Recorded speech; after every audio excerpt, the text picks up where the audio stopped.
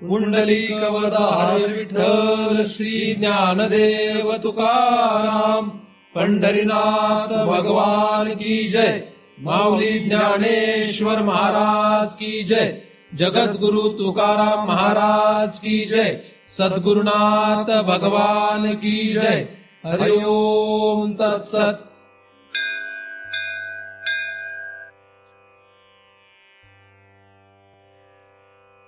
ध्यानमूलं गुरुमूर्ति, पूजामूलं गुरुपदम, मंत्रमूलं गुरुवाक्यम, मुक्तिमूलं गुरुकृपा। ब्रह्मेवाहम अहम ब्रह्म न चाहम ब्रह्मणा पृथक, नाहम देहो न मे देहा केवलहम सनातन। या ठिकाणी आपण सर्वजण नेहमीप्रमाणे दृग्दृश्य विवेक या ग्रंथाचा अभ्यास करण्यासाठी एकत्रित जमलेलो आहोत। 30व्या श्लोकाचा आपण अभ्यास करीत आहोत। देहाभिमाने गलिते विज्ञाते परमात्मनि यत्र यत्र मनोयाति तत्र तत्र समाधया, असा हा श्लोक आहे। त्यातील पहिल्या भागामध्ये 2 प्रमुख साधना सांगण्यात आलेल्या आहेत। एक म्हणजे देहाचा अभिमान नष्ट करणे आणि दुसरं म्हणजे परमात्म्याचं विज्ञान करणे। हे 2 जे उपाय आपल्याला पहिल्या भागामध्ये सांगितलेले आहेत, त्या उपायांमुळे आपल्याला समाधी प्राप्त करता येऊ शकते, जी दुसऱ्या भागामध्ये सांगितलेली आहे। देहाभिमान कसा नष्ट करावा, देहाभिमान म्हणजे काय, आणि परमात्मा आणि परमात्म्याचं विज्ञान हे कसं करणं अपेक्षित आहे, याचा विचार आपण आधी केलेला आहे। त्यानंतर आपण दुसऱ्या चरणाचा अभ्यास करीत आहोत। यत्र यत्र मनोयाति, म्हणजे ज्या ज्या ठिकाणी मन जाईल तत्र तत्र समाधया, म्हणजे त्या त्या ठिकाणी आपल्याला समाधी प्राप्त होईल। समाधी हा आपल्या जगण्याचा हेतू असायला पाहिजे, परंतु जगण्याचा हेतू स्पष्ट होण्यामध्ये माणसं मरून जातात। नक्की कशासाठी जगायचं होतं हे कळणं एवढं सोपं नाही आहे। म्हणजे जगण्याचा उद्देश जो आहे तो स्पष्ट असणं हे व्यवहारातही अवघड आहे, परमार्थामध्ये तर त्यापेक्षा अवघड आहे। परंतु जगण्यामध्ये आपल्याला काहीतरी हेतू ठेवून जगणं असं व्यवहारातही साधारणपणे माणसं ठेवत नाही, फक्त जगत असतात। तसं परमार्थातही काहीतरी हेतू ठेवून जगणं हे गरजेचं आहे। तर या ठिकाणी ही जी समाधी आहे ही समाधी प्राप्त व्हावी यासाठी जर आपल्याला इच्छा निर्माण झाली तर आपण या साधनांचा विचार करू शकतो, तरच ही साधना आपण करू शकतो। त्याशिवाय ही साधना आपण करू शकत नाही। आणि ही काही कोणावर लादण्याची गोष्ट नाही, म्हणजे बळच काही आपण एखाद्याला म्हणू शकत नाही की तुला समाधीची इच्छा निर्माण व्हायला पाहिजे, तुला समाधीची इच्छा निर्माण होईल, तुला होऊ देत, असं काही म्हटल्याने काही होत नाही। आपण उठल्यापासून झोपेपर्यंत ज्या गोष्टी सहजपणे करतो त्याचा आढावा घ्या की आपण कुठल्या गोष्टी सहज करतो आणि कुठल्या गोष्टी करण्यासाठी कष्ट लागतात। मग ज्या गोष्टी आपण सहज करतो तो आपला पिंड असतो, किंवा ती आपली खरी जीवाची गती असते। ज्या गोष्टी आपण सहज करतो, ज्या गोष्टी करण्यासाठी यातनावं लागतं किंवा कष्ट पडतं, दिवसभरामध्ये कुठल्या गोष्टीसाठी किती कष्टपूर्वक आपण करतो आणि किती सहज करतो, असे जर आपण गोळा केल्या तर मग आपल्याला नक्की सार काढता येईल की आपला नक्की ओढा कुठल्या दिशेने आहे, किंवा आपली ओढ कुठे आहे। म्हणजे संसार करण्यामध्ये ओढ आहे का परमार्थ करण्यामध्ये ओढ आहे, हे कधी लक्षात येईल? दिवसभरातलं ते आपण गणित केलं काहीतरी, आपण शक्यतो हिशोब करत नाही। हिशोब केलं तर काय होतं, शहाणा मनुष्य हिशोब करीत नाही, कारण हिशोब केले की मग गडबड होते। म्हणजे पैसे जर मोजले तर काय होत असते, मग अडचण निर्माण होते। कारण 100 रुपये आहे म्हटल्यानंतर मग 100 रुपयाची व्यवस्था कशी करायची, मग खर्च जमा असा सगळा हिशोब करायला। तसंच या जगण्यामध्ये अशा प्रकारचा हिशोब करायला पाहिजे की आपण नक्की परमार्थाच्या दिशेने जातोय की संसाराच्या दिशेने जातोय। म्हणजे सकाळी फक्त उठून आपण ज्ञानेश्वरी वाचली म्हणजे परमार्थ करतो असा भ्रम तयार होतो।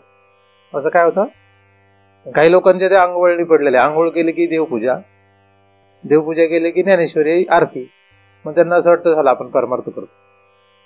आणि मग दिवसभर तोंड कुठं फिरतं, दिवसभर तोंड कुठं फिरतं मग, कारण सकाळी उरकून घेतलेलं असतं ते, त्याच्यामुळे मग परत टेन्शन राहत नाही. कारण दिवसभराची एनर्जी मिळते. आता आपण म्हणजे एनर्जी म्हणजे आपल्या मनाला सात्विक समाधान मिळतं की आपण परमार्थ करतोय. अशा सात्विक समाधानापोटी तो दिवसभर घालवतो. पुढचा कुठे ते नोंद करा, ते नोंद केले की कळेल कुठे घालवलं. मन बुद्धी, नुसतं शरीरच धावतं असं नाही, मन बुद्धी सुद्धा तिकडे धावत असते. आणि हे किती सांगितलं तरी लोक ऐकत नाही. शरीर जातंय असं म्हटलं असतं फक्त तर ठीक आहे, शरीरासह मन जातं किंवा मन गेलं तरच शरीर जातं. तर हे मन जे आहे ते भयानक आहे. हे मन आपल्याला संसार चक्रात गुंतवणारं पण आहे आणि बाहेर काढणारं पण आहे. तर या मनाला आपल्याला कुठे गुंतवायचं हे दुसऱ्याने ठरवून जमणार नाही, आपण ठरवायला पाहिजे. आणि मन जे आहे हे आपण भगवंतामध्येच गुंतवायला पाहिजे, हा आपला विचार मागे झालेला आहे. परंतु मन जर भगवंतामध्येच गुंतवायचं असेल, म्हणजे मनाला जर समाधी प्राप्त करून द्यायची असेल, तर काय साधना करायला पाहिजे याचा विचार आपण केलेला आहे पहिल्या चरणाला धरून. आणि अधिक विचार आपण मागील वेळेस केलेला आहे की शास्त्र आणि सद्गुरू यांचा जर आपण संग करू तर आपल्याला तिकडे जाण्यासाठी सोपं होऊ शकतं. शास्त्र आणि सद्गुरू जे आहे ते त्या दिशेने घेऊन जाणारे पाहिजेत, म्हणजे त्यांचाही हेतू तोच पाहिजे किंवा ते त्याच हेतूमधले पाहिजेत. नाहीतर वेगळ्या हेतूचे शास्त्र किंवा गुरु यांचा काही उपयोग होणार नाही, कारण त्यांचा हेतू निराळा आहे. कुठलंही पुस्तक कुठल्याही कामाला उपयोगाला येत नाही.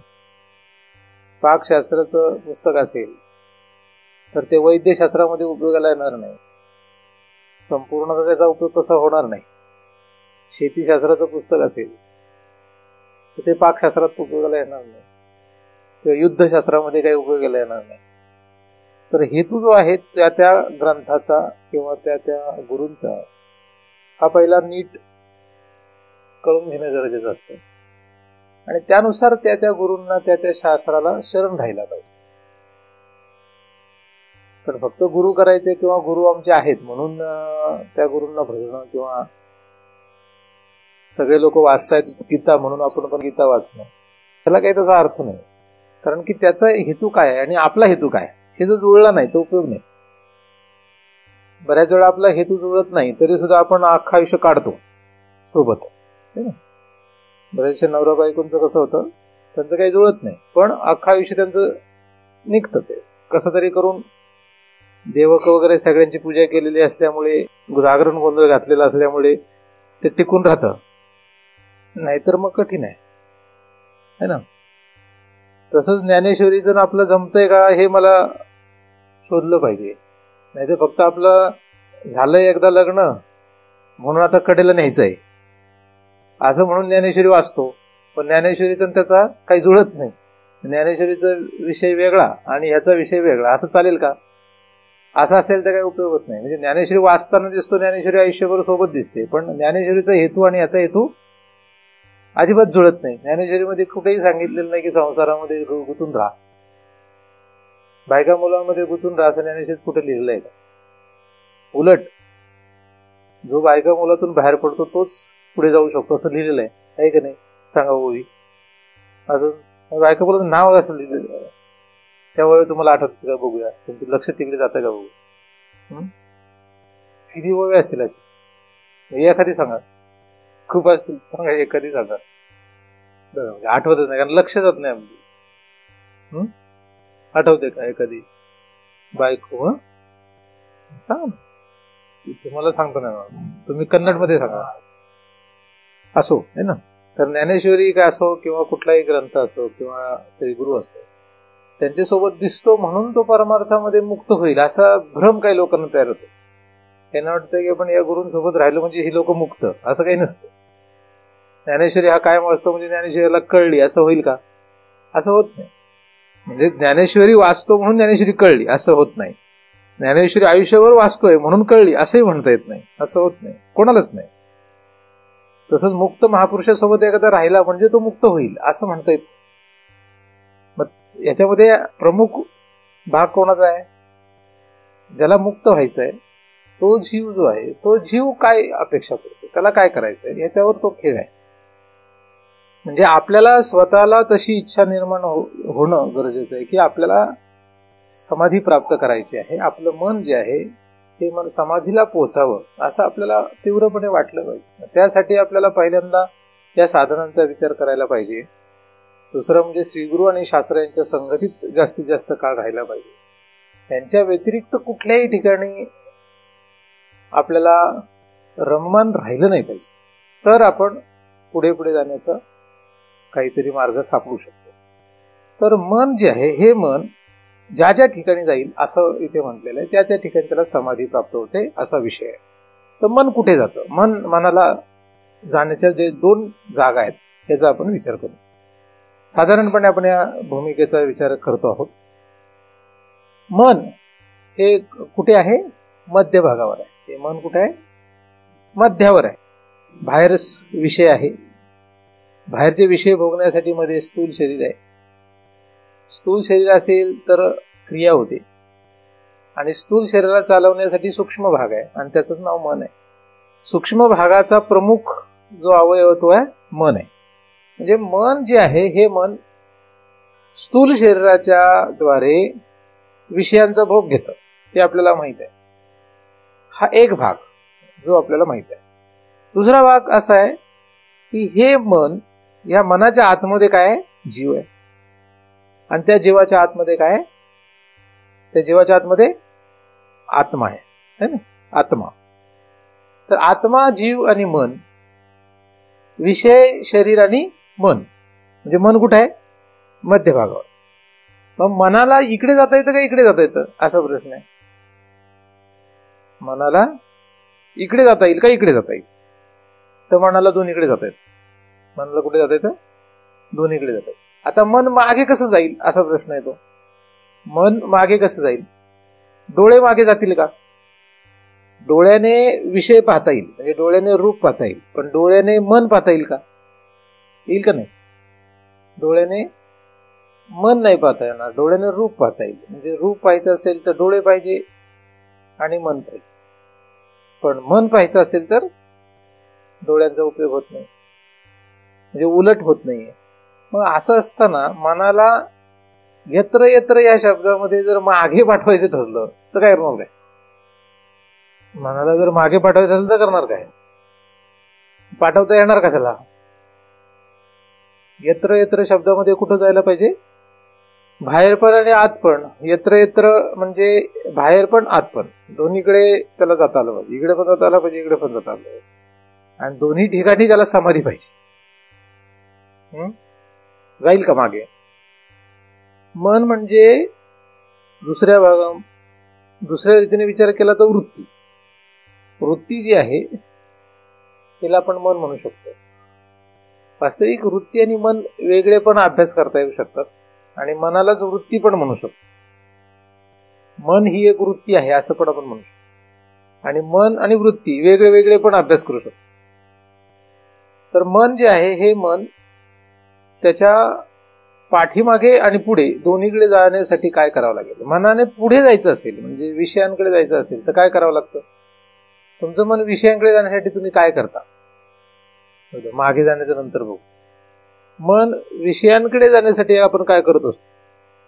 मन विषयांकडे कसं काय जातं? सहज जातं. त्याला काही प्रयत्न करावा लागतो का? मनाला विषयाकडे पाठवण्यासाठी काहीही करावं लागत नाही. आपण जागे झालो की आपोआप मन कुठे जातं? म्हणजे मनाचा सहजच स्वभाव आहे विषयांकडे जाण्याचा. मन हे सहजच विषयांकडे धावत असतं. इंद्रियावाटे, स्थूल शरीरावाटे, विषयांपर्यंत मन हे सहजच जात जागे असताना. आणि आपण जेव्हा झोपतो तेव्हा स्वप्नामध्ये स्वप्न पदार्थांकडे हे मन आपोआपच जातं. हे मनातच हे सगळं स्वप्न तयार होतं. स्थूल जागृत अवस्था असो किंवा स्वप्न अवस्था असो. स्वप्नावस्थेचा आपण विचार न करता जागृत अवस्थेचा जरी विचार केला तर जागृत अवस्थेमध्ये मन हे काही प्रयत्नपूर्वक विषयांकडे न्यावं लागत नाही. प्रयत्नपूर्वक जेव्हा न्यावं लागतं तिथे कुठे न्यावं लागतं?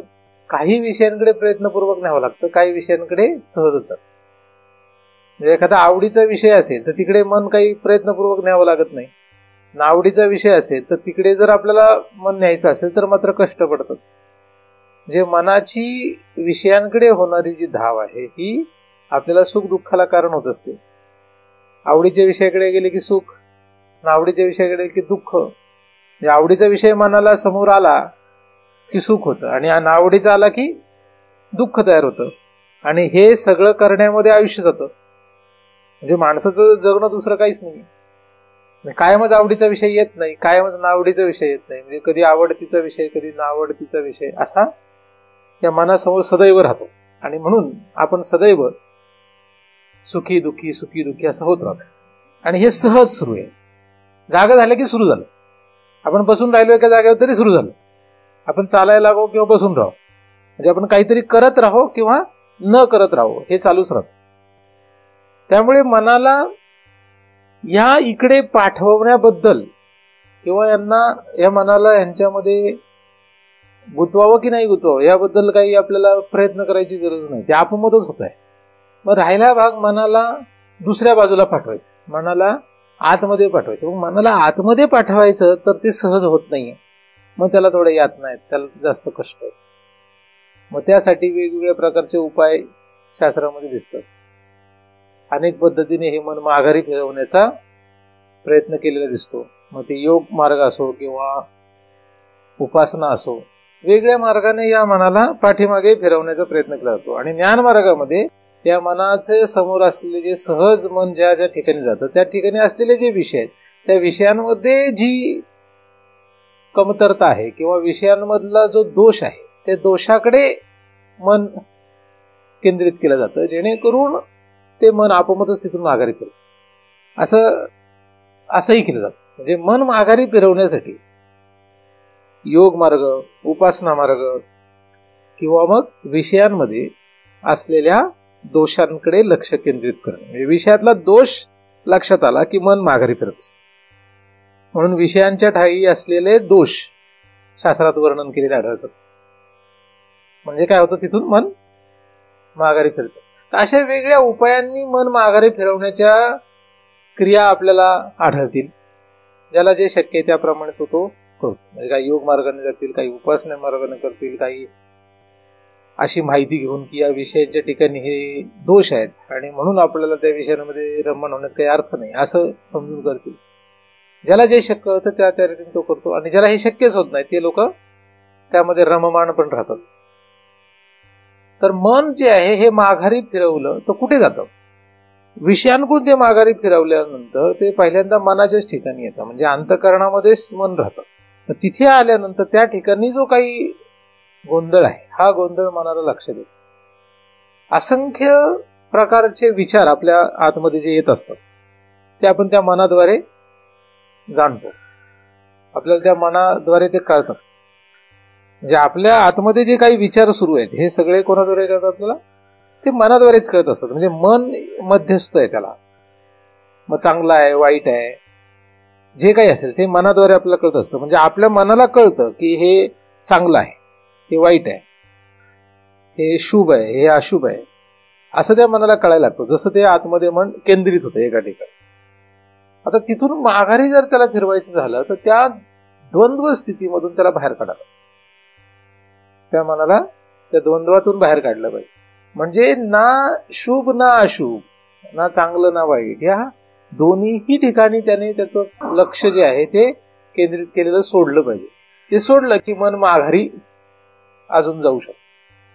कारण मनाला जर खाद्य असेल काहीतरी तर तिथे रममान राहणार आहे. त्याला खाद्य नसेल तर ते रममान राहणार नाही. मनाला चांगला किंवा वाईट कुठलाही विषय असो मन तिथे रममान होऊ शकतं. आता चांगलं किंवा वाईट हे दोनच भाग आहेत. त्यामुळे दोन्ही ठिकाणी जर आपलं लक्ष दिलंच नाही तर मन काय करणार? माघारी जाणार. हे मन जे आहे हे मन जड आहे. हे मन खरं तर काही स्वतः करू शकत नाही. म्हणून मनाच्या पाठीमागे जायचं असेल तर मनाला चालवणारं कोण आहे याच्यावर थोडं लक्ष देणं गरजेचं पडतं. जसं डोळा काही स्वतः पाहू शकत नाही, डोळ्याला पाहण्यासाठी मन लागतं. तसं मन जे आहे, हे मन जेवढं काही संसार करतंय, म्हणजे अनंत जन्मामध्ये आपण जे काही करत राहिलो ते फक्त मनाद्वारे केलं. म्हणजे मन आहे म्हणून सगळं चाललं. मग आता या मनाला स्वतःची सत्ता आहे का, किंवा मन जे आहे स्वतः सद्रूप आहे का, हे लक्षात घेणं गरजेचं आहे. तर मन हे काय, मन हे स्वतः जड आहे, ते स्वतः काही सद्रूप नाही, हे शास्त्रामध्ये सांगण्यात आलेलं. ज्ञानमार्गामध्ये त्याचा विषय येतो. मग हे मन आतमध्ये असलेल्या जीवाने काय केलं जातं, प्रकाशित केलं जातं. म्हणजे मनाने जीवाकडे पाहावं का जीवाने मनाकडे पाहावं, हा विषय लक्षात येऊ शकतो. जीव जो आहे, हा जीव या मनाला चालवतो. मन हे स्वतः काही सामर्थ्यवान नाही. पण हे कळण्यासाठी पहिल्यांदा मनामध्ये गुंतलेला जो असतो तो काय करावा लागतो, बाहेर पडावा लागतो. मनामध्ये गुंतलेलं जे आपण आहे ते बाहेर पडलो पाहिजे. पण मनामध्ये गुंतल्याने काय, संसार आहे. मग मनातून बाहेर पडायचं असेल तर, मनात गुंतलेलं जो आहे त्यातून बाहेर पडायचं असेल तर, त्याच्यातून बाहेर पडण्यासाठी मन हे जड आहे आणि मनाला चालवणारा जीव आहे, हा भाग पहिल्यांदा लक्षात घेतला पाहिजे. पण तसं होत नाही. सगळेजण मनामध्येच राहतात, मनामध्येच गुंतून राहतात आणि मनालाच सर्वस्व अर्पण करून बसतात. कारण आपण इतके दिवस जो विचार करतोय त्यामध्ये आपण हे बघितलेलं आहे की मन सगळ्याला कारण आहे. मन कशाला कारण आहे, सगळ्याला कारण मनच आहे. म्हणजे त्रिलोकाला कारण मन आहे, त्रिलोक निर्माण व्हायला कारण मन आहे. मग इतकं महान असं मन जर असेल, इतकं महान जर मन असेल, तर त्या मनाचाच नाश करावा किंवा त्या मनाचाच आपण उच्छेद करावा असं कोणाला वाटणं शक्य आहे का? ज्याच्यापासून आपलं पोट भरतंय त्याला आपण मारू का? जे आपलं पोट भरतंय त्याला कोण मारायचा विचार करेल? करेल का नाही करेल? करणार नाही. कारण आपलं पोट त्याच्यावर आहे. आपलं जगणं जे आहे हे ह्या मनावर आहे. मन मेलं तर जगणं संपलं. जग कशावर जगलंय? मनावर जगलेलं आहे. मन नाही तर जग नाही. म्हणजे जग नाही तर जगणं नाही. आणि जगण्यामध्ये रस आहे. रस कशात आहे आपल्याला? जगण्यामध्ये रस. मग जगणं संपवायचं असेल तर मन संपवावं लागेल. पण जगणं संपवण्यामध्ये रस कोणाला आहे? तो मात्र रस नाही. जगण्यामध्ये रस आहे का नाही? मग जगण्याचा रस ज्याच्यातून तयार होतो ते मन कसं संपणार? त्यामुळे ही भूमिका जी आहे ही सहजपणे कोणालाही निर्माण होऊ शकत नाही. आता मला या त्रिलोकामध्ये कसलंही कर्तव्य नाही, या त्रिलोकामध्ये मला कशाशीही घेणं देणं नाही, इतकं वैराग्य लागतं. शास्त्रामध्ये सांगितलं हे लोक ते परलोक भोगाविषयी उदासीन, असा अधिकाराला तरच परमार्थ वेदांतामध्ये असं म्हटलंय. म्हणजे काय? हे लोक ते परलोक, कुठल्याही ठिकाणी मला आता पुन्हा कुठल्याही प्रकारे जन्म घ्यायचा नाही, अशी इच्छा निर्माण होणे काही साधारण भूमिका तरीच आहे. आपल्याला आपला एक बायको 2-4 पोरं यांचा संसार सुटत नाही. त्रिलोकाचा संसार सोडणं म्हणजे काय वल्गना करण्यासारखं आहे. होईल का शक्य? मग ह्या गप्पा झाल्या फक्त. हे काय आपलं टाइमपास आहे, काहीतरी आपण गप्पा करायचे म्हणून गप्पा करतो. कारण शास्त्र जे आहे या शास्त्रामध्ये सांगितलं की हे लोक ते परलोक, म्हणजे 14 भुवनामध्ये कुठेही मला कुठल्याही प्रकारची शरीराची अपेक्षा नाही. कारण शरीर असेल तर विषय आहे, शरीर मिळालं की विषय असतोच, आणि शरीर आणि विषय असला म्हणजे मन असतंच. म्हणजे शरीर आणि विषय जे ते स्वतःहून काही येत नाहीत, ते मनावर असतात. आणि हे मन मारावं असं कोणालाच वाटत नाही. कारण मन मारून मनुष्य जास्त काळ जगत नसतो. मन मारून कधीही कोणी जास्त काळ जगत नाही. जगेल व्यवहारात तरी मन मारून आपण किती वेळ जगू शकतो? किती वेळ मन मारून व्यवहारातही किती काळ जगतो माणूस? जास्त काळ नाही, थोडा वेळ जगतो. तुमचं मन मारून तुम्ही किती वेळ जगता? फक्त महाराज समोर असते तितका वेळ, किंवा ज्यांच्या पुढे आपल्याला भीती वाटते त्यांच्या समोर आपण मन मारून जगतो. ते जर आपल्या नजरेआड झाले किंवा आपण त्यांच्या नजरेआड झालो की लगेच आपण आपलं मन मारून जगत जेवतो. ते काय करतो? मग लगेच भेळ, वडापाव, कचोरी खातो का नाही? समजा महाराज जर म्हणत असेल ते खाऊ नका असं समजा म्हणत असते आणि आपण महाराजांसोबत जर 2-3 दिवस राहायची वेळ आली आपल्याला तर काय होणार? अडचण येते का नाही? किंवा डॉक्टर, महाराज होते, डॉक्टरने म्हटलं तुम्हाला की हे खाऊ नका आता, तर किती कठीण होतं? 1 दिवस, 2 दिवस, 3 दिवस, एखादा आठवडा, मग त्यानंतर मग काय होतं? मग तो डॉक्टरही जाऊ दे, आजारही जाता, काय व्हायचं ते होतं ना असं. कारण काय होत असतं यामध्ये? मन मारता येत नाही. तुमच्या तोंडाला फार हौस आहे असं नाही, ते मनाला मारता येत नाही. मनाला मारणं ही काही साधी गोष्ट नाही. एक पदार्थ खाणं यासाठी मनाला मारता येणं अवघड आहे. आता त्रिलोक नावाचा पदार्थ मन खातं. मन कशात जगतंय? मन फक्त काही वडापाव मध्ये जगतं का? एक साधारण पदार्थ आहे तो. मन काय खातं? त्रिलोक खात असतं. ह्या त्रिलोक रूपी पदार्थ खाण्याचं त्याला बंद करायचंय. इतकं वैराग्य अशक्य आहे का नाही? अवघड आहे ना ते. पण कधीतरी सुरुवात करावं लागेल ना तसा विचार करायला. तो विचार पण नाही. आता मग अडथळा आहे. आपण काय करतोय? आपण असं म्हणतच नाही की आजच होणार आपलं, पण तो कधीतरी कोणीतरी सांगितलं पाहिजे. आपल्याला हे कोणी शिकवत नाही, आपल्याला कोणी सांगत नाही, कोणाला माहित नाही. आपण ज्यांच्यामध्ये रममाण आहोत ते तर वडापाव मध्ये रममाण आहेत आणि आपण कचोरीमध्ये रममाण आहोत. म्हणजे त्रिलोक रूपी पदार्थ खायचा नाही हे कुठं आपल्याला कल्पना आहे? म्हणजे आता ब्रह्मलोकाशीही मला घेणं देणं नाही असं लक्षात घेणं. आपण तर सोयऱ्याच्या गावामध्ये सुद्धा रममाण होतो. ब्रह्मलोक फार लांबची गोष्ट. सोयऱ्याच्या गावाला निघायचं म्हटलं तरी कसं फुलून येतं का नाही अंग? का नाही येतं का नाही? खरं सांगा. मग सोयऱ्याच्या गावाला जायचं असलं की अंग कसं भरून येतं का नाही? असं वाटतं की आजारी मनुष्य सुद्धा एकदम टुनकन उड्या मारतो. इतकं मन प्रफुल्लित होऊन जातं त्याच्यावर. मग ब्रह्मलोकाला भुलणार नाही का? मिळतो कुठे ब्रह्मलोक? पण सांगण्याचा मुद्दा, उत्कृष्टातला उत्कृष्ट लोक सुद्धा जो आहे हा मनाला काही नाही म्हणता येणार आहे का? तर अवघड आहे. पण त्याला शिकवावं लागणार. मनाला हे सांगावं लागणार. मनाला आपल्याला शिकवावं लागणार की ह्या मनाचा निग्रह आपल्याला करणं गरजेचं आहे. मन निग्रह काय गरजेचं आहे? मन निग्रह केल्याशिवाय होत नाही. त्या मनाचा निग्रह कुठला करायचा आहे? फक्त वडापाव खाणं वगैरे नाही. हे तर एक अत्यंत साधारण शुद्र प्रकारचे निग्रह आहेत. त्याला काही विशेष किंमत देता येत नाही. इहलोक ते परलोक म्हणजे कुठल्याही लोकामध्ये पुन्हा तुझी काही आम्ही व्यवस्था करणार नाही. तुझी व्यवस्था करण्याची आम्हाला काही इच्छा दिसत नाही असं त्या मनाला म्हणत राहिलं. मग असं मन एकदा का जर आपण तयार करू शकलो तर जीव लक्षात येतो. काय लक्षात येतो? तर जीव लक्षात येतो. म्हणजे मनाला तुम्ही खाद्य देत राहिले, मनाला जर तुम्ही सांगत राहिले, पटवत राहिले की तुला मिळणार, तू काळजी नको करू, की मग काय नाही, मग बरं चालतं. पण जसं जसं तुम्ही मनाला म्हणणार की आता हे तुझं बंद होणार आहे, की मग काय होतं? मन थाय करायला लागतं. मन काय करायला लागतं?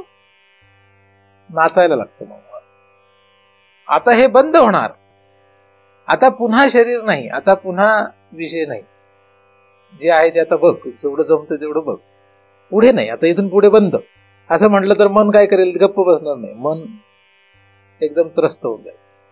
पण त्याला प्रयत्नपूर्वक आपण निग्रहामध्ये ठेवलं तर जीव लक्षात येतो. जीव जो आहे हा जीव या मनाची सगळी खरं तर सत्ता आहे. जीव हा मनाची सत्ता आहे. म्हणजे मन हे स्वतः सत्ता मात्र नाही, पण मनाने सगळ्यांवर सत्ता मिळवलेली आहे. सत्ता मात्र नसताना, सत्ता ही त्याची स्वतःचीच नसताना आज परिस्थिती अशी आहे की प्रत्येक जीव हा मनाच्या अधीन आहे.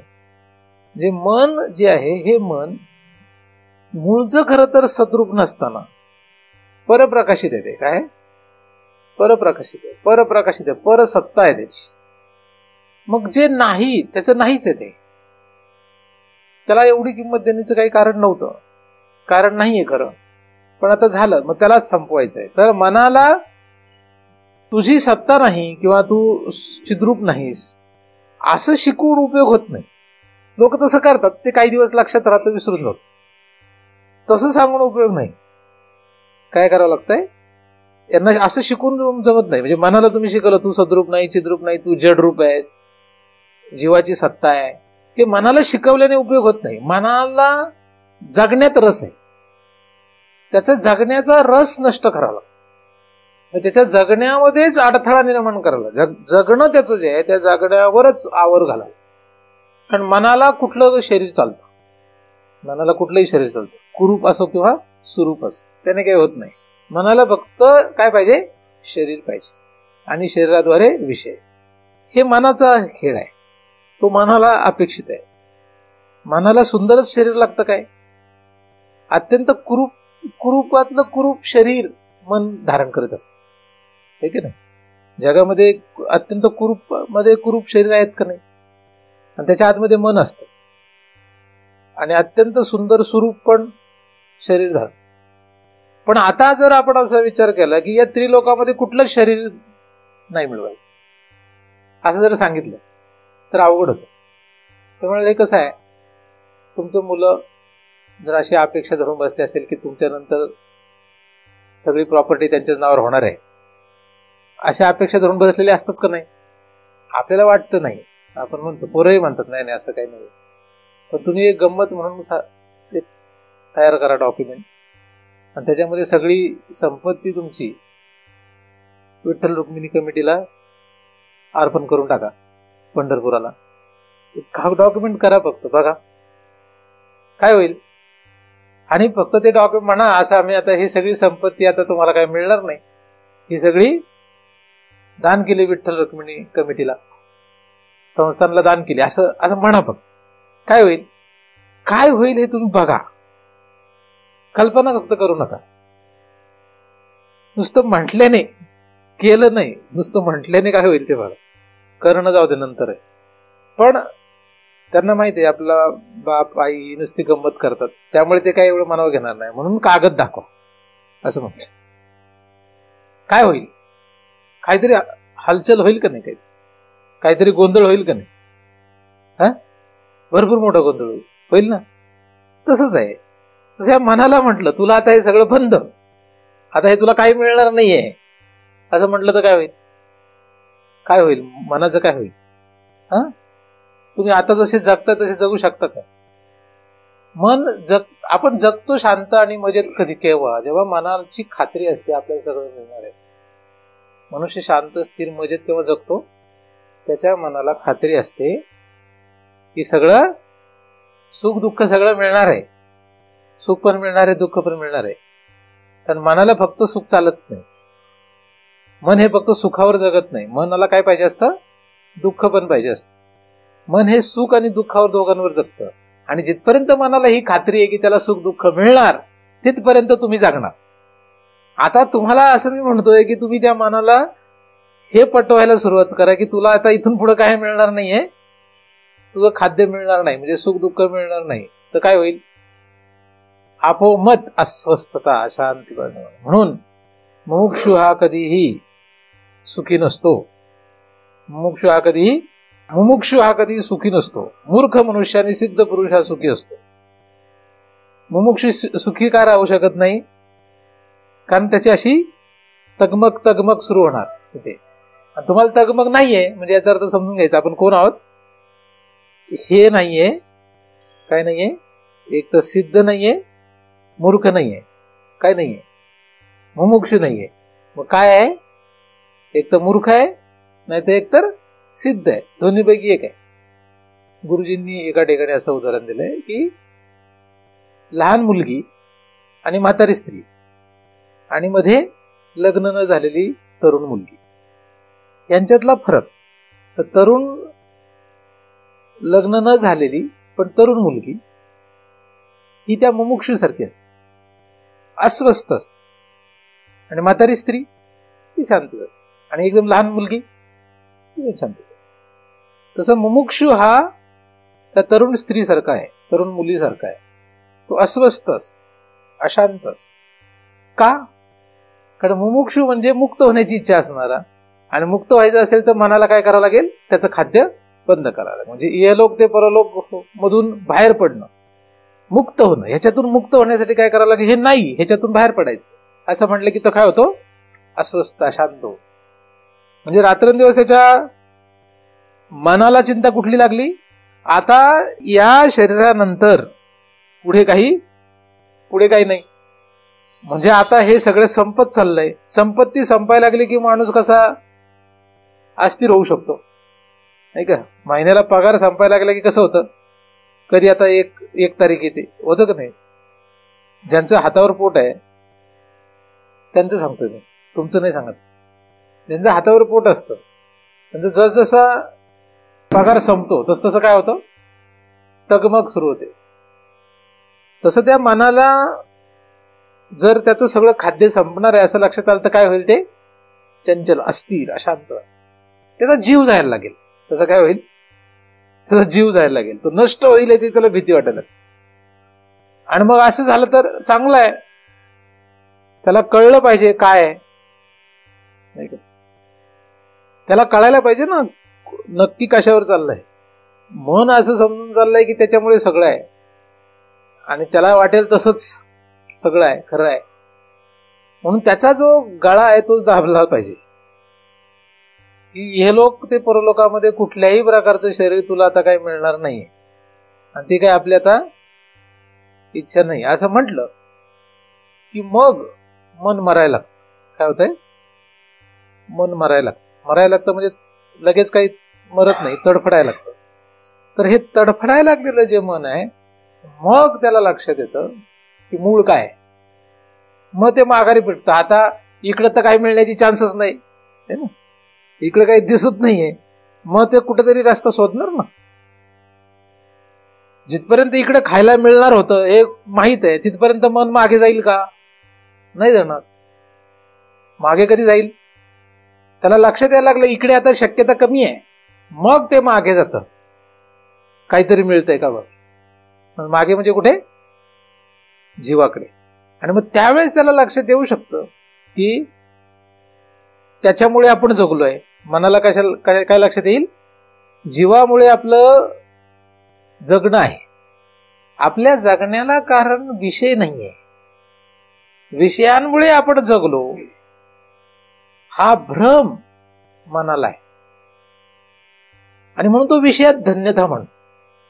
म्हणून त्याला तगमग करायला लावून, त्याला तडफडायला लावून, त्याचा निग्रह करून त्या मनाला हे कळून द्यावं लागतं की विषयामुळे तू जगत नाहीस, तू कोणामुळे जगतोयस?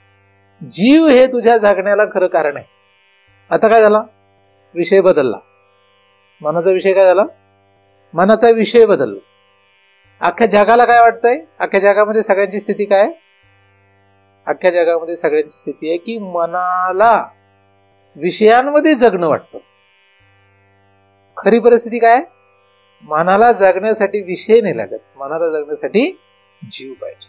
म्हणजे मनाचं अस्तित्व हे जीवावर आहे, विषयांवर नाही. हे त्याला त्यावेळेस लक्षात येईल, तिथपर्यंत लक्षात येणार नाही. म्हणून मन माघारी फिरलं तर त्याला जीव दिसतो. कोण दिसतं? मन माघारी फिरलं तर जीव दिसतो. पण मन माघारी केव्हा फिरेल? असं झालं तरच फिरेल, तसं अन्यथा फिरत नाही. अशा प्रकारेच तो उत्कृष्टपणे माघारी फिरू शकतो. योग मार्गामध्ये काय आहे? योग मार्गामध्ये पण मन माघारी फिरवतात, पण त्यामध्ये तो खाली आला पुन्हा की पुन्हा त्याला याच्यामध्ये धन्यता वाटते. विषयांमध्ये, विषयात कंटाळा आला की पुन्हा माघारी जातो. पण ते खेळ चालू राहतो त्यांचा.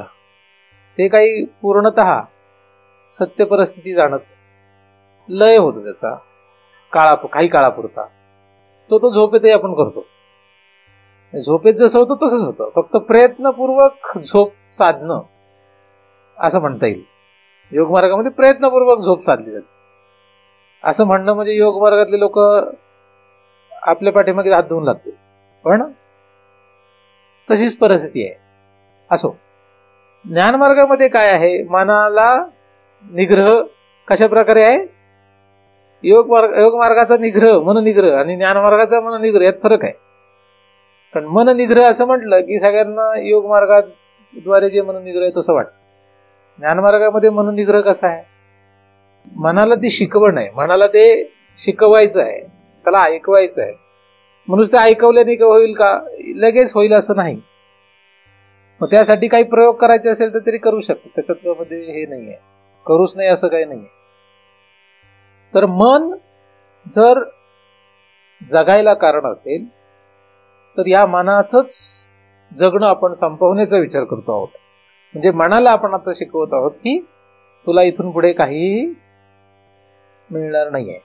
इथून पुढे म्हणजे आता हे जिथपर्यंत आहे तिथपर्यंत आहे, त्याच्यानंतर आपला काही विषय नाहीये असं त्या मनाला सांगायला लागलं की जे तगमग करायला लागलं की आपोआप मन माघारी फिरतं आणि मग त्याला लक्ष देतं की जीव जो आहे हा जीव त्या मनाचा काय आहे? देव आहे. तो जीव जो आहे त्या जीवावर हे मन जगलेलं आहे. मग जीवाला ही किंमत आली, म्हणजे जीव हा जो आहे हा प्रमुख आहे हे जर त्या मनाला लक्षात आलं तर काय होईल? विषयांमधला जो रस आहे, विषयांमध्ये जी धन्यता आहे ती त्याला वाटणार नाही, आपोआप बदल होईल.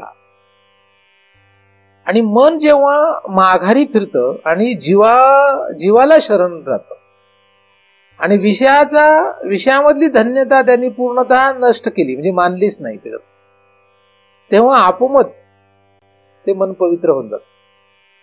कारण विषयांमध्ये जेव्हा मन धन्यता मानतं तेव्हा ते अपवित्र आहे आणि मन जीवामध्ये धन्यता मानेल तर ते पवित्र आहे. जे मनाने जीवाशी संग करावा, मनाने जीवाशी एकरूप होण्याचा प्रयत्न करावा, ते त्याला शक्य आहे का? हो, शक्य आहे. जीवाला जर मन शरण गेलं तर मन हे त्या जीवाशी एकरूप होऊ शकतं. बाहेर धावणारं मन माघारी फिरल्याने जीवापर्यंत स्वसामर्थ्याने जात नाही. बाहेर सुद्धा ते स्वसामर्थ्याने जात नाही हे कळणं गरजेचं आहे. तो भाग पुढचा आहे. म्हणजे एखाद्याला असं वाटेल की हे मन मागे जाईल का नाही जाईल, पुढे सुद्धा ते जाऊ शकत नाही. म्हणजे बाहेर मन हे बाहेरही जाऊ शकत नाही जिथपर्यंत मनाला चैतन्य सत्ता देत नाही. म्हणजे जिथपर्यंत मनाला चैतन्याचा आधार नाही तिथपर्यंत मनाला विषयांपर्यंतही जाता येत नाही. ही खरी परिस्थिती आहे. भ्रमाने आपण त्या वृत्तिस्थ चैतन्याचा विचार सोडून दिलेला आहे. म्हणजे ते चैतन्याबद्दल आपल्याला कल्पना नाही. पण मन बाहेर जाण्यासाठी सुद्धा काय लागतं? चैतन्य लागतं.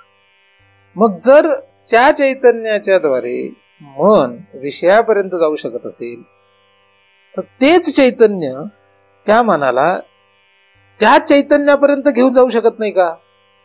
जाऊ शकते ना. म्हणून माघारी ते जाऊ शकतं. पण कधी जाईल? जेव्हा ते इकडे जाण्याचा हट्ट सोडेल तेव्हा ते मन आतमध्ये जीवाकडे जाऊ शकतं. पण आतमध्ये आणि बाहेर दोन्हीकडे फरक काय? जर हे मन आतमध्ये जाईल, माघारी फिरेल, तर जीवाशी त्याचा संग झाला तर त्या जीवाला ते धन्य मानू शकेल. जीव हा सर्वोत्कृष्ट आहे, जीव हा खरा सत्तारूप आहे हे त्या मनाला जर मान्य झालं तर त्या जीवाची ती सत्ता त्या मनाला मिळते. काय होतं? ते मन तद्रूप होतं. मन तद्रूप होऊन जातं. हा एकमेव पर्याय आहे त्याला तद्रूप करण्याचा. बाह्य जगामध्ये म्हणजे मनाच्या पुढे असलेल्या जगामध्ये मन जर धावेल तर ते जीव चैतन्य जे आहे त्या चैतन्याशी एकरूप होत नाही. पण तेच मन जर माघारी फिरेल आणि जीवाकडे जाईल तर ते त्या जीव चैतन्याशी काय होतं? एकरूप होऊन जातं. एकरूप म्हणजे तद्रूप होतं ते. मग एखादा म्हणेल की ते आधी नव्हतं का? आधी पण आहेच, आधी पण आहेच, पण भ्रमाने ते तद्रूप मानत नाही. मग भ्रम कुठला? मी श्रेष्ठ आहे, हा माझा महिमा आहे असं समजल्याने तो फसतो. उपनिषदामध्ये अशी कथा येते, केन उपनिषदामध्ये कथा येते की आसुर आणि देव यांच्या युद्धामध्ये देवांचा जय होतो.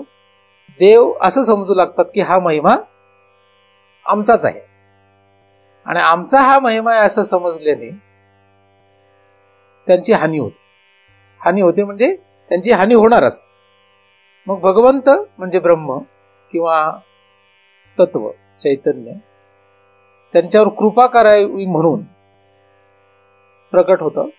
तिथे यक्ष रूपाने ते प्रकट होतं, आणि ह्या देवांपैकी एक जण असं म्हणतो की ते काय आहे बघा, म्हणून मग अग्नी ते पाहायला जातो, वायू ते पाहायला जातो की काय आहे ते. तुम्हाला कथा माहित आहे का? नाही माहित, सांगितलेली आहे तुम्हाला. तर यक्ष रूपाने भगवंत प्रकट होतो. मग अग्नी, सगळे देव त्या अग्निदेवाला पाठवतात की जा आणि बघ कोण आहे तो, काय आहे तो तेजस्वी जो काही दिसतोय तो कोण आहे बघ. मग अग्नी जाऊन त्याच्याकडे जातो. मग अग्नी त्याला काही विचारण्याआधीच हा त्याला विचारतो तू कोण आहेस.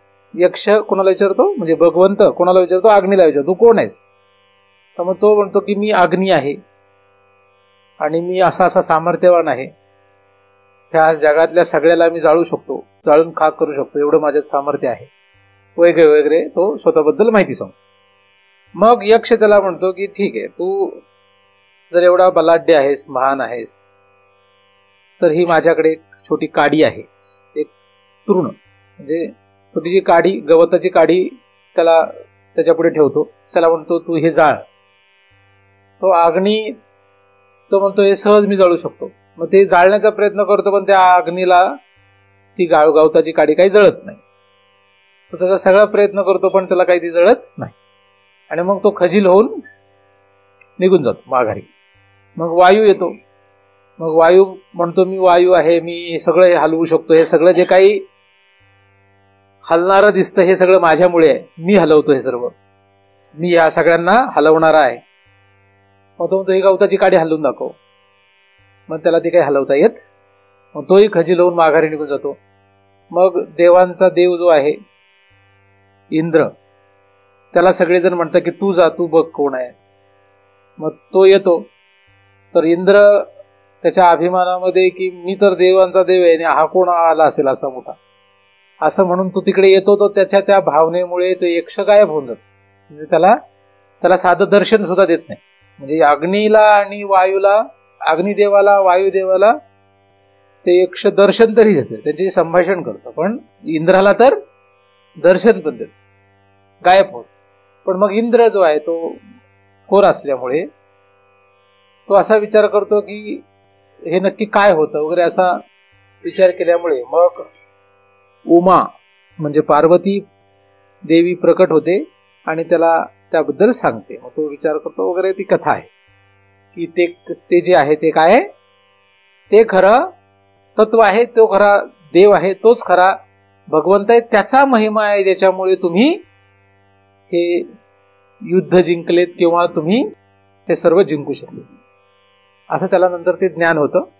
तो पुढचा भाग आहे, तो सगळा सविस्तर सांगत नाही.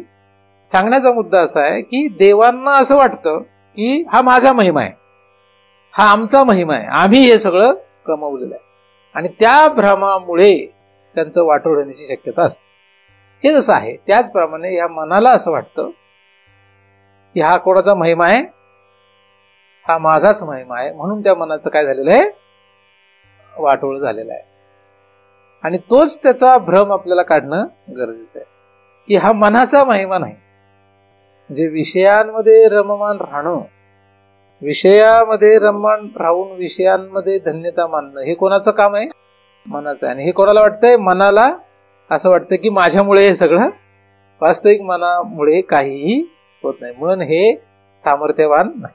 पण जगाची परिस्थिती तशी नाहीये, उलट आहे. मग म्हणून आपण हे काय करतोय, या उपनिषदांमध्ये सांगितलेल्या या कथेला मी दृष्टांत म्हणून पाहतोय की त्याप्रमाणे या मनाला सुद्धा हा भ्रम आहे की आपण सगळं करतोय. आणि म्हणून ह्या मनाची पहिल्यांदा काय करायला पाहिजे, गळचेपी करायला पाहिजे. पहिल्यांदा त्याला त्याचा जो काही अहंकार आहे तो नष्ट करायला पाहिजे. तसा देवाचा अहंकार त्यांनी नष्ट केला. ही गवताची काडी जाळून दाखव, पण त्याला काही जमेना. तसं या मनाला पहिल्यांदा तगमग करायला लावणं गरजेचं आहे. म्हणजे ते मन काय करेल, माघारी जीवाकडे जाईल. तर जीव जो आहे हा जीव या मनाचा देव आहे. पण हे केव्हा लक्षात येईल, मन जर जीवाकडे जाईल तर लक्षात येईल. आणि त्याला आपल्याला प्रयत्न तेवढा करावा लागेल.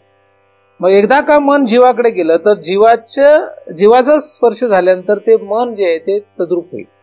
तेव्हा जेव्हा केव्हा असं होईल तेव्हा, जसं लोखंडाने परिसाला स्पर्श करावा तर लोखंडाचं सोनं होईल, हे जसं आहे त्याप्रमाणे जर हे मन जीवाला स्पर्श करेल तर मन तद्रूप होईल.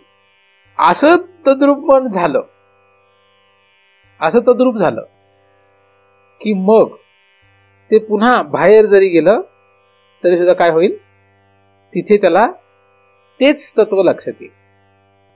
मनाला आतमध्ये जीवरूपी खरा जो भगवंत आहे तो सद्रूप चिद्रूप आनंदरूप या लक्षणांनी जो सांगितलेला आहे तो या मनाला जर लक्षात आला, मन जर तद्रूप झालं तर त्यानंतर मन ज्या ज्या ठिकाणी बाहेर जाईल, बाहेर खाली जरी परत आलं तरी सुद्धा त्याला काय दिसेल, तेच तत्व दिसेल.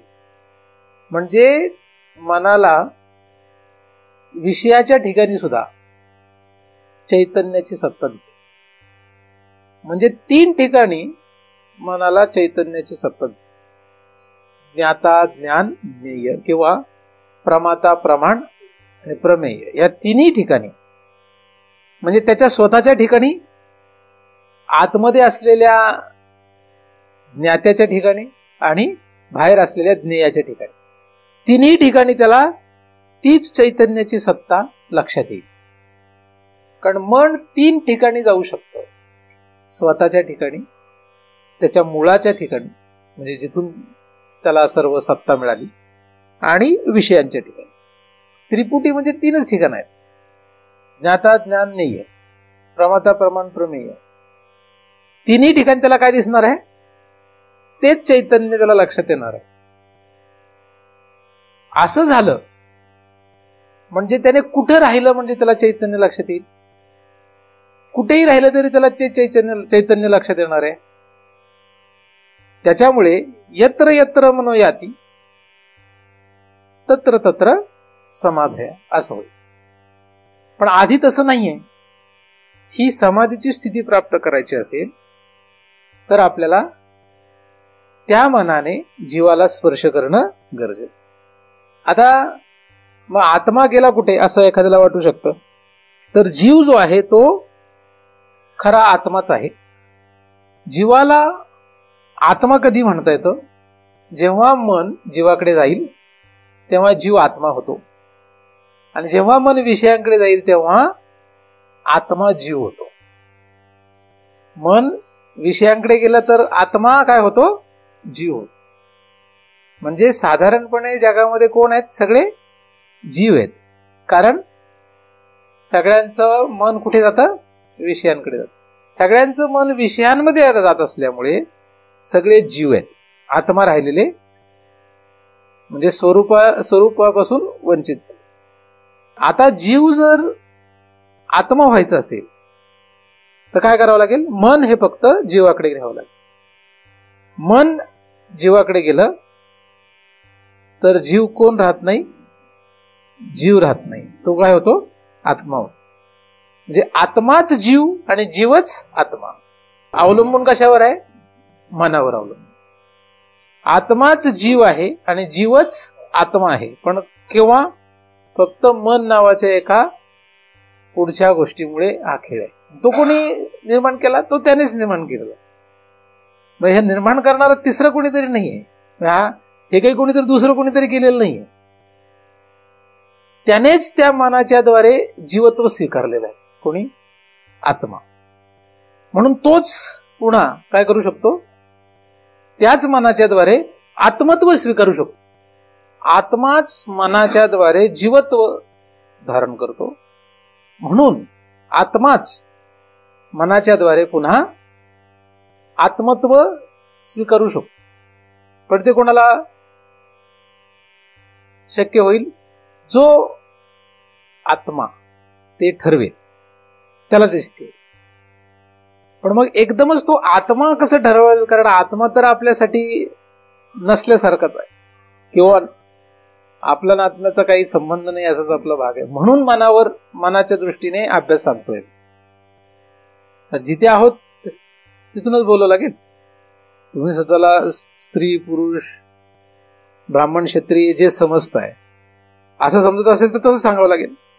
तुम्ही मी ब्राह्मण आहे असं म्हटल्यानंतर तुम्हाला सांगावं लागेल तर तुम्ही उपनयन व्हायला पाहिजे, गायत्री मंत्र म्हणा वगैरे सांगावं लागेल. तुम्ही शेतकरी म्हटल्यानंतर तुम्हाला सांगावं लागेल शेती करा. म्हणजे समज जशी असेल तसं शास्त्र बोलतं किंवा गुरु बोलतात, तिथूनच त्याला बोध करावा लागेल. म्हणून आपण खालून तो विषय लक्षात घेतलेला आहे. सांगण्याचा मुद्दा, आत्माच मनाच्या द्वारे काय होतो? जीव होतो आणि संसार भोगतो. पण गुरफटलेलं असल्यामुळे आता आत्मा आणि जीव यांचा संबंधच राहिला नाही. आत्मा आणि जीवाबद्दल काहीच कल्पना नाही. संसार चक्रामध्ये गुंतलेले असल्यामुळे म्हणून आपण अभ्यास करताना काय केलेलं आहे? खालून विचार करत पहिल्यांदा त्या मनावर प्रयोग करून त्या मनाला जीवाकडे पाठवण्याचा. जीव जर मन यांच्याशी एकरूप होईल, म्हणजे मनाने जर जीवाशी संधान बांधलं, जर मन जीवालाच शरण जाईल तर मन काय होईल? तद्रूप होईल. जीवाच्या ठिकाणी मन हा एकमेव दोष आहे. पण मन हा दोष तेव्हाच आहे जेव्हा जीवाला किंमत दिली जात नाही, म्हणजे आत्म्याला किंमत दिली जात. देवाच्या ठिकाणी तेव्हाच दोष होता उदाहरणामध्ये, जेव्हा देव स्वतःचा महिमा मानत होते. तो महिमा कोणाचा आहे? तो महिमा भगवंताचा आहे, पण ते मानत होते स्वतःचा. तेवढाच दोष आहे, बाकी दोष काय? विजय तर त्यांना मिळणारच आहे ना, पण तो महिमा कोणाचा आहे? त्यांचा नाही, तो महिमा देवाचा आहे. हे जसं उदाहरणामध्ये आहे, त्याचप्रमाणे मनाच्या ठिकाणी सामर्थ्य कोणाचं आहे? जीवाचं आहे. पण हे त्याला लक्षात नाही किंवा तो विसरलेला आहे. तेच त्याला फक्त आठवण करून द्यायचंय. तेवढे त्याला आठवण करून दिले की विषय. शास्त्रामध्ये दुसरंही उदाहरण सांगितलं जातं. प्रत्येक इंद्रियांना स्वतःचा महिमा वाटतो, पण हा सगळा महिमा प्राणाचा आहे असं शास्त्र सांगितलेलं आहे. जेव्हा प्राण निघून जायला लागतो तेव्हा सगळे गडबड करायला लागतात. नाही तर आधी सगळ्यांना वाटतं, डोळ्यांना वाटतं मीच श्रेष्ठ आहे, कानाला वाटतं मीच श्रेष्ठ आहे, पण वास्तविक तसं नाही. श्रेष्ठ कोण आहे? जसं इंद्रियांमध्ये प्राण सर्वश्रेष्ठ आहे, हे जसं शास्त्रामध्ये सांगण्यात आलंय, त्याप्रमाणेच मन जे आहे, हे मन त्रिलोकांमध्ये आपल्याला अनंत जन्म फिरवायला कारण आणि संसार भोगायला कारण जरी दिसत असलं तरी वास्तविक ही मनाचं सामर्थ्य नाही. म्हणजे त्रिलोकाची सत्ता, त्रिलोक निर्माण होऊन त्रिलोकामध्ये एवढा सर्व हा अचिंत्य असा संसार जो आपल्याला दिसतोय, तो हे मनाचं खरं सामर्थ्य. ते कोणाचं सामर्थ्य आहे? ते आतमध्ये असलेल्या चिद्रूप असलेल्या जीवाचं सामर्थ्य, म्हणजे त्या आत्म्याचं किंवा त्या भगवंताचं ते सामर्थ्य आहे. हे लक्षात येणं, हे कळून घेणं गरजेचं आहे. आणि हे सगळं निर्माण करूनही तो त्यापासून परे आहे, त्यामध्ये तो गुंतलेला नाही, हे कळून घेणं गरजेचं. म्हणजे जग जे आहे, हे जग भगवंताची काय सगळी किमया आहे, ही काही त्या मनाची किमया नाही. पण प्रत्येक जीवाचं मन हे काय आहे? मी ह्या भ्रमाने जगामध्ये गुरफटून गेलेला आहे. म्हणून पदार्थ तोच आहे, जग सगळे तेच आहेत.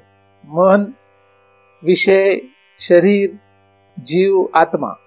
फक्त फरक काय आहे? समजुतीचा फरक आहे. समजूत चुकीची झाली. देवांना जसं आपला महिमा वाटावा त्याप्रमाणे या मनाला काय झालेलं आहे? महत्व आलेलं आहे. त्या मनाचा महिमा आहे असं वाटतंय. तुम्ही म्हणाला आम्ही असं मानायचं आताच ठरवलं मनाचा महिमा नाहीये, तर चालेल का? लगेच तसं होत नाही. कारण म्हणून तुम्हाला सुरुवातीपासून मी सांगत गेलो की कशा पद्धतीने मन सगळ्यावर ताबा मिळून बसलेला आहे. म्हणजे सगळेजण कशाप्रमाणे जगतायत? मनाप्रमाणे जगतायत. सगळेजण आपण कशाप्रमाणे जगतो आहोत? मनाप्रमाणे जगतो. म्हणून या मनाच्या नादी लागू नये. पहिल्यांदा त्या मनाचा निकाल लावणं गरजेचं आहे. मनाला पहिल्यांदा काय करा, त्याची जागा दाखवून देणं गरजेचं आहे. आणि जर या मनाच्या आपण नादी लागलो, त्याच्या वाटेने गेलो, तर आपला हानी आहे. मनोमार्गे गेला तो तेथेच मुकला, हरिपाठी स्थिरावला तोच धन्य. म्हणजे हरी जो आहे तो या मनाला सामर्थ्य देतो, मनाचं सामर्थ्य नाही. हे त्यातून लक्षात घेणं गरजेचं आहे. तर मन जिथे जिथे जाईल तिथे तिथे त्याला जर समाधी प्राप्त करायची असेल तर पहिल्यांदा मनाला मारा. आणि मनाला कुठे पाठवा? ते मरायला लागले की आपोआपच कुठे जाईल? आपोआपच जीवाकडे जाणार. कारण त्याला दुसरा मार्गच नाही काही, त्याला दुसरीकडे रस्ता नाही ना कुठे. ते मरायला लागले की आपोआपच जाईल. त्याला काही कुठला यत्न करायला लागत नाही. मग त्याला कुठलं योग धारणा करायला लागत नाही, काही करायला लागत नाही. एकदा का मनाला तुम्ही मारलं की आता इथून त्याला त्याची शक्यता कमी झाली की आता त्याला जगण्याची शक्यता कमी आहे. आता तो काही जगू शकणार. त्रिलोकामध्ये त्याला कुठलंही शरीर मिळण्याची शक्यता नाही. हे त्याला जर लक्षात यायला लागलं तर मन कुठे जातं? आपोआपच जीवाकडे जातं. आणि मग जीवाकडे जर ते गेलं त्याचं काय होईल? सोनं होऊन जाईल, ते चैतन्य रूप होऊन जाईल. मग त्याच्यानंतर ते कुठेही गेलं तर त्यांनी काही होत नाही. हा एक उत्कृष्ट भाग आहे. म्हणून मन आत असो जावो का बाहेर जावो, आता बाहेर जात आहे त्याला आत न्या. मग आतमधून पुन्हा बाहेर आलं, तिथेच राहिलं तरी काही होत नाही. आणि ती खरी मग या ठिकाणी समाधी आहे. तिथपर्यंत काही समाधी लागत नाही. समाधी ही अशी असावी की कुठेही गेलं मन तरी समाधीत राहावं. कारण खेळ जर चालायचा असेल तर मनाची गरज आहे. हा खेळ चालायचा असेल तर कशाची गरज आहे? मग एका भागामध्ये बद्धता आहे, एका भागामध्ये मुक्तता आहे. म्हणजे एका भागामध्ये बद्धता, एका भागामध्ये समाधी. मग बद्ध राहायचं का समाधीत राहायचं, हा आपला प्रश्न. म्हणून अवतार महापुरुष जेव्हा येतात तेव्हा ते कशात असतात? बद्धतेत असतात, समाधीत असतात. सिद्ध महापुरुषाचं जगणं आणि साधारण माणसाचं जगणं काय फरक आहे? सिद्ध महात्म्याचं जगणं आणि साधारण माणसाचं जगण्यात काय फरक आहे? सिद्ध मनुष्य जेवतो आणि साधारण मनुष्य जेवतो, दोघांच्या जेवणात काय फरक आहे? काही फरक आहे का काही? सिद्ध पुरुष जेवतो त्याची ती समाधी आहे, तो जेवतो ही सुद्धा काय आहे? समाधी आहे. आणि मूर्ख मनुष्य जेवतो ही काही समाधी नाही. म्हणजे सिद्ध महात्म्याच्या सर्व क्रिया या काय असतात? समाधी रूप असतात. सर्व क्रिया समाधी रूप असतात. मग तो चालतो ते सुद्धा काय आहे? समाधी. तो बोलतो ती समाधी आहे, तो खातो ते समाधी आहे, तो झोपला तरी समाधीत आहे, तो जागा असला तरी समाधीत आहे. कारण जागृत, स्वप्न, सुषुप्ती या तिन्ही अवस्थेमध्ये मन जर गेलं तर त्या ठिकाणी तो समाधीतच आहे. अशा अवस्थेला तो जातो. सिद्ध पुरुष अशा अवस्थेला गेलेला असतो. त्यामुळे अवतार पुरुष सुद्धा तसाच असतो. अवतार महापुरुष किंवा सिद्ध महात्मा हे दोघांची स्थिती कशी असते? पण दिसताना तसं दिसत. फरक, बदल काय झालेला आहे? साधारण माणसामध्ये त्याच्यामध्ये फरक काय आहे? तसं तर काहीच फरक दिसत नाही. फरक काय? फक्त यत्र यत्र मनोयातीचा फरक झालेला आहे. यत्र यत्र मनोयाती तत्र तत्र समाधाय त्यांचं झालेलं आहे. आणि साधारण माणसाचं काय परिस्थिती आहे? यत्र यत्र मनोयाती तत्र तत्र बद्धता. तो तित्र तत्र काय आहे? तो तत्र तत्र तो बद्ध अवस्थेला आहे. का? कारण तो महिमा कशाचा जाणत नाही? तो चैतन्याचा महिमा जाणत नाही, तो मनाचा महिमा मानतो. म्हणजे आपण कशामुळे डुबलोय? आपण कशामुळे डुबलेलो आहे? आपण देवाची सत्ता न मानल्यामुळे डुबलेलो आहोत. आपण कोणाची सत्ता मानतोय?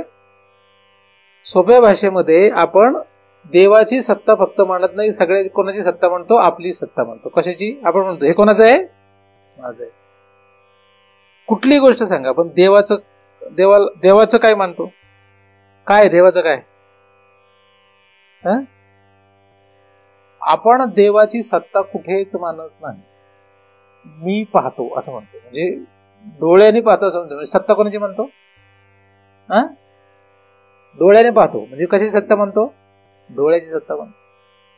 मी चालतो असं म्हणतो तेव्हा पायाची सत्ता म्हणतो, म्हणजे पायाची सत्ता म्हणतो. हे घर माझं आहे असं म्हणतो म्हणजे कोणाची सत्ता म्हणतो? या शरीर संघाताला धरून जो काही माणूस आहे त्या माणसाचं, त्याचं हे घर असं वाटतं.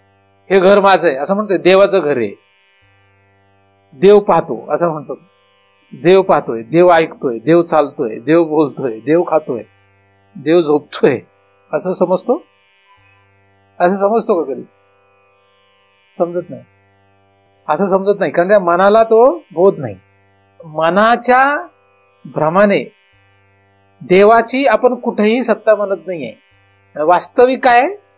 सगळं त्याच्या सत्तेवर आहे. देवाच्या सत्तेवर, त्याच्या महिमेवर हे सगळं चाललेलं आहे. मनाला त्रिलोकामध्ये गती करता येणं शक्य नाही. कुठलंही शरीर, कुठलीही क्रिया त्याला प्राप्त होऊ शकत नाही जर काय नाही, सत्ता भगवंताची नाही. मग त्याची सत्ताचा अस्वीकार, भगवंताच्या सत्तेचा अस्वीकार हेच बद्धतेला कारण आहे. हेच काय आहे? बद्धतेला कारण. आधी बाहेरून आपली ती सत्ता जी भ्रमाने आपण धरून बसलो ती सोडत यावी लागते आणि ती मनापर्यंत सोडावी लागते. कारण सगळ्यात शेवटी मन आहे, म्हणून ते मन हा शब्द. आपण सत्ता कोणाची मांडली आहे? बाहेरून सत्ता आपण मानून बसलेलो आहे, तर ती आतपर्यंत गेलो तर मनापर्यंत जात आहेत. म्हणून मनापर्यंत कोणाची सत्ता आपल्याला मानता येत नाही. त्यांची सत्ता अमान्य करावी लागते पहिल्यांदा, आणि हे होणंच काय कठीण आहे. हे होणं काय कठीण. मग तुम्ही काय करायला पाहिजे? आता काय करायला पाहिजे? दुसऱ्याला सांगून उपयोग नाही. दुसऱ्याला हे सांगून उपयोग नाही की आता तू कशाची सत्ता मानू नकोस. आपल्याला स्वतःला हे शिकवलं पाहिजे की आपली कुठेही काही सत्ता नाहीये. आपली म्हणजे, कारण आता आपण कोण झालेलो आहोत? जीव झालेलो आहोत. कारण मन विषयाधीन असेल तर जीव राहतं, आत्मा है ना. मन जेव्हा विषयाधीन राहत असत तेव्हा आत्मा जीव होतो, म्हणजे आपण जीव झालो. मग आता आपल्याला हे स्वतःला शिकवलं पाहिजे की आपली काहीही कुठेही सत्ता नाही. आपलं काहीही नाही. सोप्या भाषेत, आपलं काहीही, काहीच आपलं नाही असं म्हटल्यानंतर काय गेलं? मम गेलं. गेलं का नाही? आणि मग अहम गेला का नाही जाणार? कारण मम असेल तरच अहम राहतो. मम म्हटले की अहम येतो. अहंकार कधी येतो? ममच्या सान्निध्यात अहंकाराला जगता येतं, आणि मम नष्ट झाला की अहंकार जगत नसतो. म्हणून मम नाही, अहम न मम असं म्हणतो. मम नाही हे जितकं तुम्ही ठामपणे स्वतःला शिकवत जाल तितकं तुमचा अहम नष्ट होत. मम काय नाही. काय मम नाही सांगा? काय मम नाहीये? काय मम नाहीये? मम काय नाहीये? काहीच मम नाहीये. आता हे म्हणणं ठीक आहे, पण समजा जर तशी वेळ आली तर ठाम तसा निर्णय राहील का? राहील का तसा निर्णय? आपल्या ममवर जर कोणी दृष्टी ठेवली तर राहील का आपला निर्णय ठाम? तुमच्या ममवर जर दृष्टी ठेवली कोणी तर चालेल काय? तुम्ही ज्याला मम म्हणताय त्याच्यावर जर कोणी नजर ठेवली तर जमेल का आपल्याला? जमेल का नाही जमेल? मग कशाला हे मिळतंय? मग नुसत्या गप्पा करण्यात काय अर्थ आहे? ज्याला तुम्ही मम म्हणता त्याच्यावर जर दुसऱ्याची नजर पडली तर काय होतं आतमध्ये जीवाला? ह्याच्याहून तुमची सिद्धी ठरणार आहे. बघा मग आता काय करता येईल, है ना. त्यामुळे तुम्ही मम कशाला म्हणता, आणि तुम्ही ज्याला ज्याला मम म्हणून, ज्याला ज्याला तुम्ही मम म्हणून चिटकून बसले ते सगळं यमदूत आल्यानंतर त्याला चिटकून राहता येणार नाही. मग ते कोणी असो, बायको असो, नवरा असो, संपत्ती असो, मुलंबाळ असो, काही असो, ज्याला ज्याला आपण मम म्हणून बसलो चिटकून, ते कधी जाणार आहे, ते नाही हे कधी कळेल, यमदूत. मी बऱ्याच वेळा सांगतो, यमदूताने सांगण्याची वेळ येऊ देऊ नका, महाराजांचं ऐका, है ना.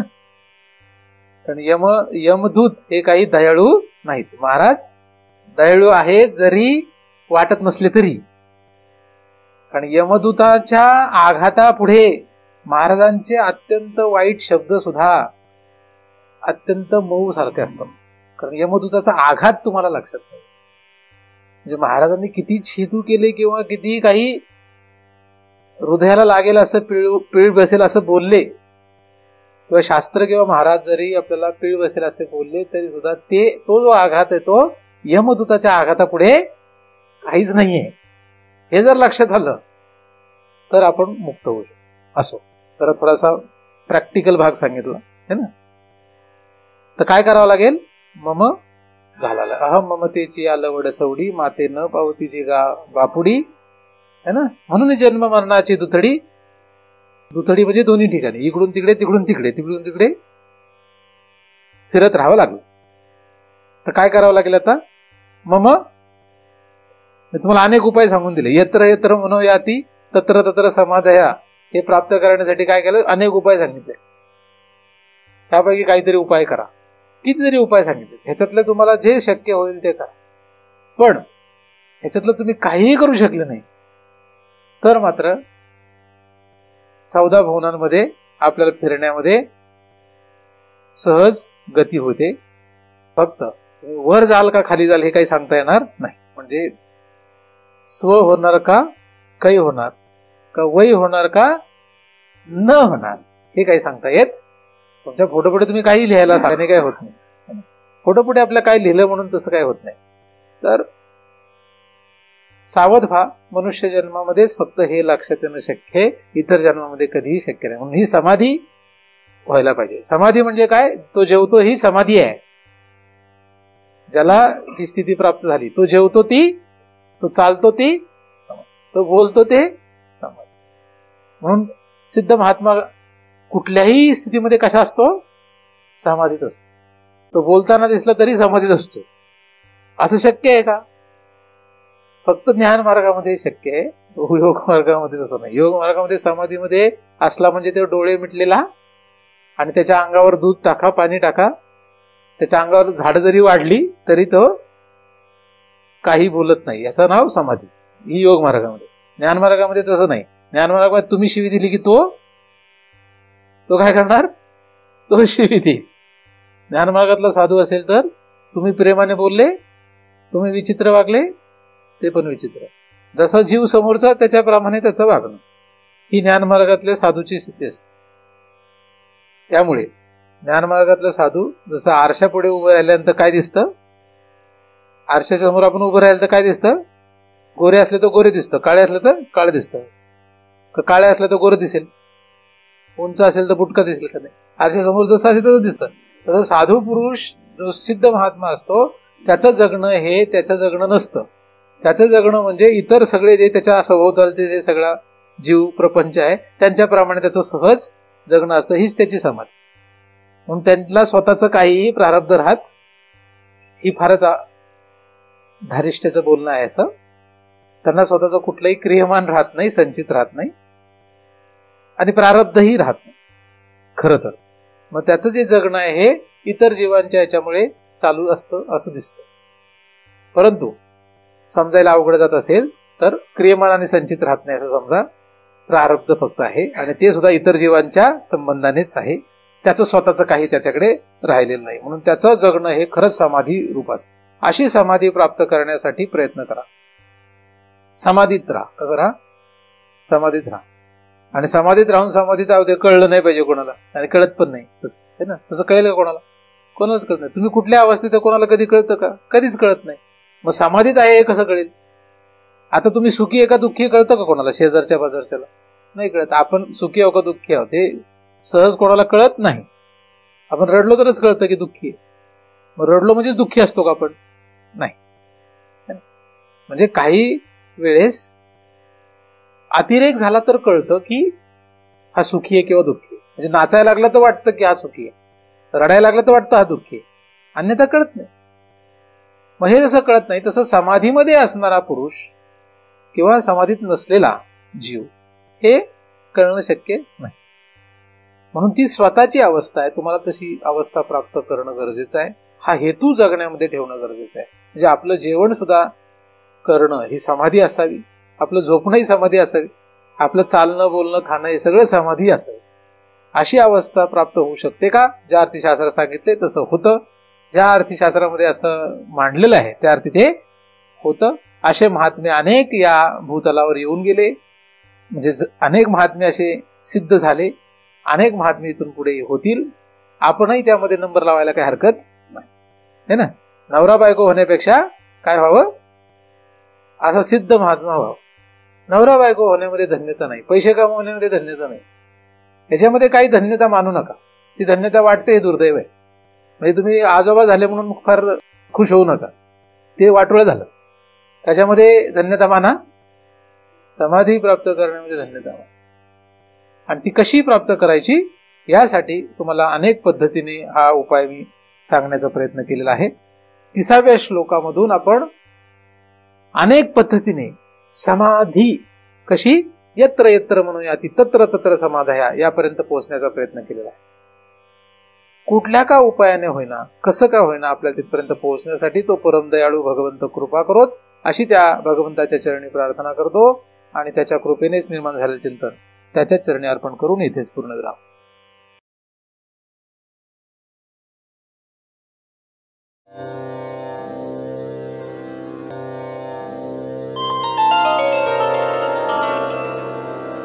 आता विश्वात्मके देवे येणे वाक्यज्ञे तोषावे, तोषोनी मज द्यावे फसाय दान हे. जे खळांची व्यंकटी सांडो तया सत्कर्मी रते वाढो. भूता परस्परे पडो मैत्र जीवांचे. दुरितांचे तिमिर जावो विश्व स्वधर्म सूर्ये पाहो.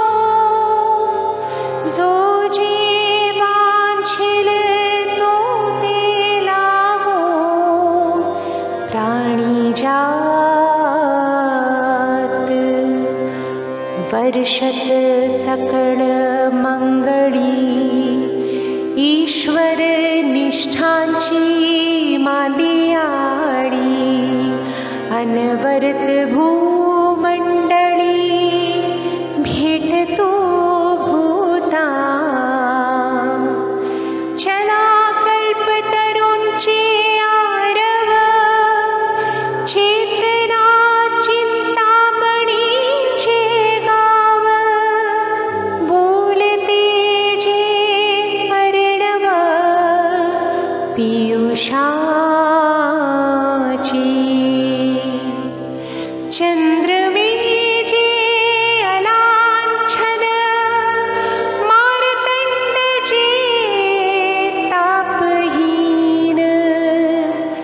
ते सर्वाही सदा सज्जन सूय रे होतु. किंबहुना सर्वसुखी पूर्ण होनी तिहि लोकी. भजी जो आदि पुरुखी अखंडित. आणि ग्रंथोपजीवी विशेषी लोकी. दृष्टा दृष्ट विजये हुआ विजी. येथ मणि श्री विश